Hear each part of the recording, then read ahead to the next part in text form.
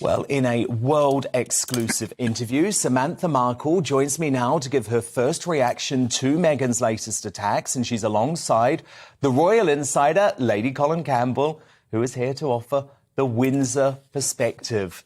Sam Markle, wow, so much to discuss. What do you make of it?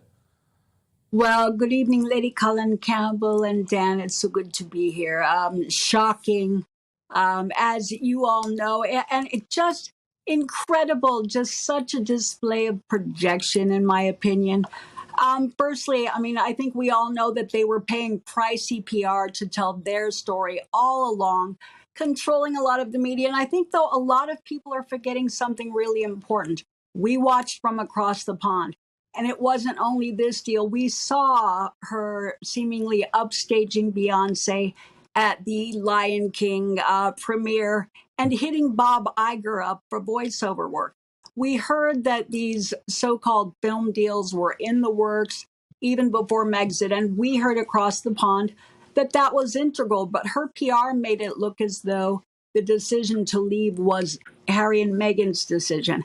So, you know, all of this poppycock about being thrown out and being screamed at and being bullied, I don't believe it for 1 minute. And if William and now King Charles were upset, of course they were in royal duty and they were making Hollywood deals, which is my understanding is prohibited. Yes. Well, I heard the same thing, Sam. Yeah. I heard the same thing, that deals were actually being done with Disney and with the book company when they were still working royals, and that went against all.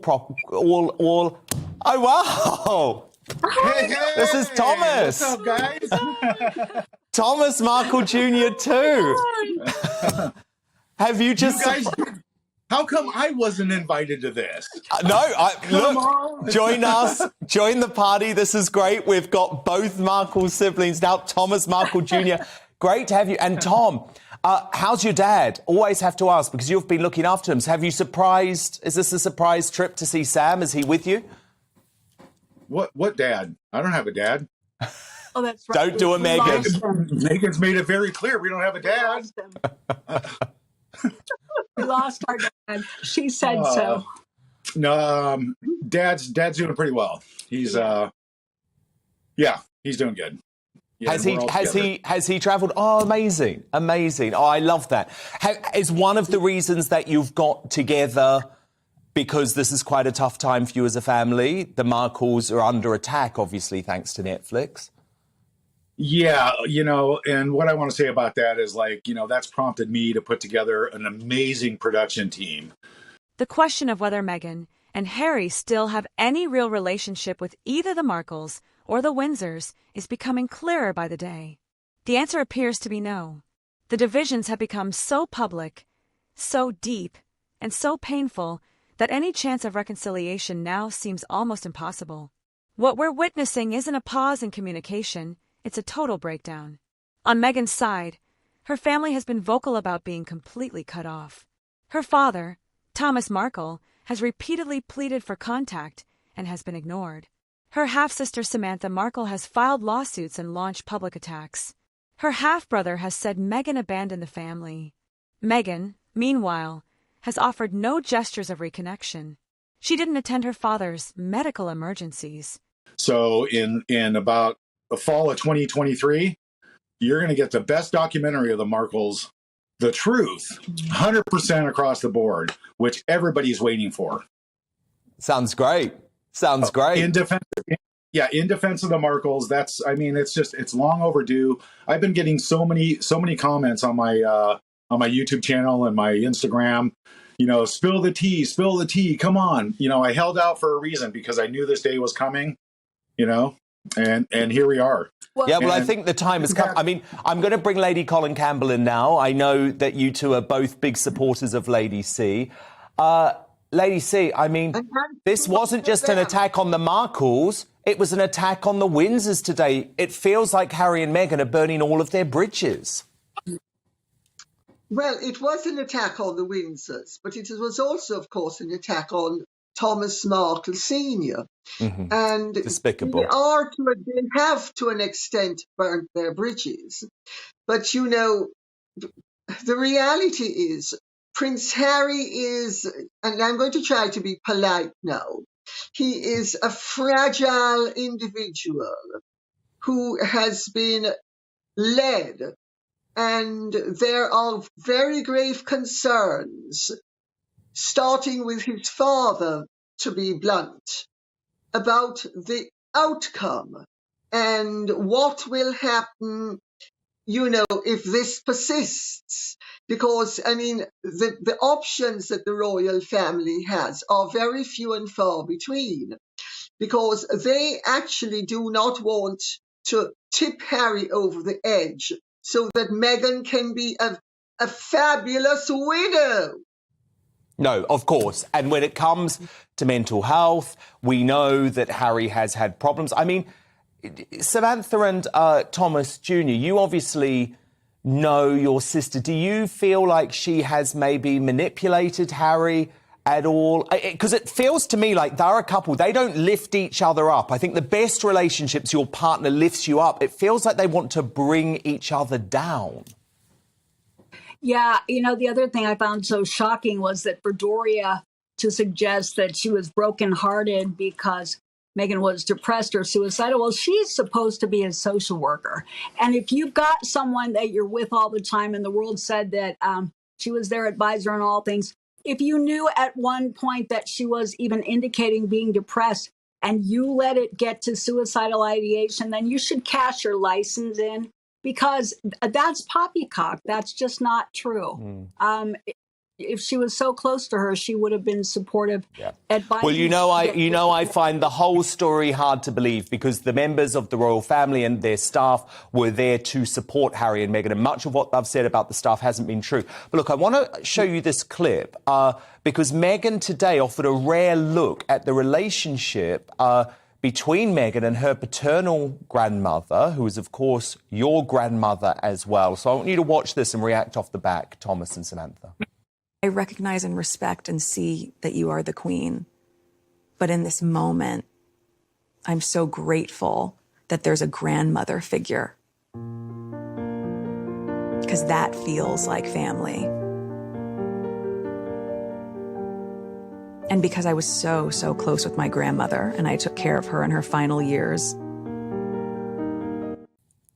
Sam and Thomas Jr., is it true that she cared for your grandmother? She hasn't acknowledged her siblings in any meaningful way. Meghan has removed herself from the Markles in every possible sense, personally, legally, and publicly. As for Harry, his relationship with the royal family has deteriorated even more dramatically. After stepping back from royal duties, he's gone on to publicly accuse his father and brother of emotional neglect, lies, and racism. The Oprah interview, his memoir Spare, and the Netflix series all serve to damage those relationships further. He's missed important royal events and celebrations. When he does appear, there's no warmth, no unity, just distance. Prince William reportedly wants nothing to do with him. King Charles appears cautious and formal. Trust is gone. Too much has been said. Too many public attacks. No, my father was paying for everything, paying for her nursing home care. She visited sometimes, but she didn't have a close relationship with our grandmother Markle. They didn't make apple butter together. And when I saw that whole spiel, I thought, oh my God, she's playing the matriarchy card to impress the queen. That is so far from the truth. And my grandmother, in fact, my father could attest to this. My grandmother would roll over in her grave if she saw how Meghan was treating our family and the royals. Yeah. Oh my word. Do you agree with that, Thomas? I would like to say one thing real quick about, so far all the series that I've been watching and all the episodes, it just reminds me of like 6 individual one-sided Oprah interviews. Yeah. It's all so one-sided, and It's just whatever comes out of her mouth, we're supposed to believe. It's ridiculous. I know. I mean, Lady C, there is no journalistic integrity from Netflix. They are publishing lies. They are broadcasting lies, Lady C. What do you make of it? Well, not only are they publishing lies, they are deliberately and knowingly publishing lies. And when they're not publishing the lies, they are omitting the truth. to have a dangerous agenda, which is racist. And, you know, Netflix has shot itself in the foot in one respect. For the first half, they say how wonderful Meghan was, and she was so popular that William and Catherine were sending hitmen after her, and they were green with envy. Then in the next bit, they're saying, actually, no, everybody was racist. Well, which was it? Because if everybody was racist, she couldn't have been Oh, yeah. so And popular. Charles was great at that point, wasn't he? And then all of a sudden he was a monster by the time of the Sandringham summit. That's never explained. I mean, Lady C, isn't it sad when you see the Markle family, and we've got to know the Markles well over the past couple of years. This is a tight-knit family. Thomas is looking after, Thomas Jr. is looking after Thomas Sr. full-time. Here they are all together with Sam, who we know is in a wheelchair, really struggles to travel. Meghan is missing out on so much, isn't she? And what's so sad is Harry is now missing out on that too, Lady C, with his own family. And the children. The children are missing out on an aunt, an uncle, a grandfather. But let's not forget that Meghan has also very mischievously played Ashley the way she has played Harry. You Samantha's know, daughter. How did you feel about that today, Sam? Because your daughter seems to have been used in some sort of PR campaign by Meghan to sort of make clear that she's reconnecting with the Markle family in some way, even though she's still cutting out her father, her brother and her sister.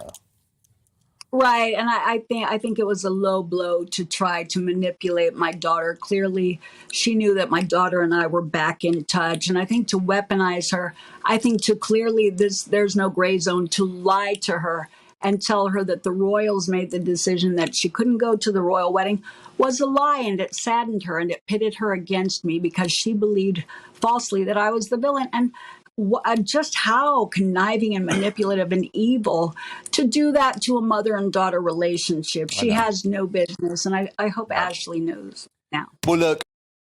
Too many private betrayals and too many media deals have turned family disputes into permanent divides. The Markles believe Meghan erased them for fame. The Windsors believe Harry and Meghan sold out the monarchy for profit. And neither side has shown any real interest in healing the wounds. There are no signs of private dialogue, no visible progress, and no serious efforts at making peace. At this point, it's fair to say these relationships are finished. Not paused, not strained. Finished. Meghan and Harry have made their choices. So have their families. What's left is a set of broken ties, years of resentment, and two individuals who have become increasingly isolated from the very families they once belonged to. The door isn't just closed. It's locked, and it may stay that way for good,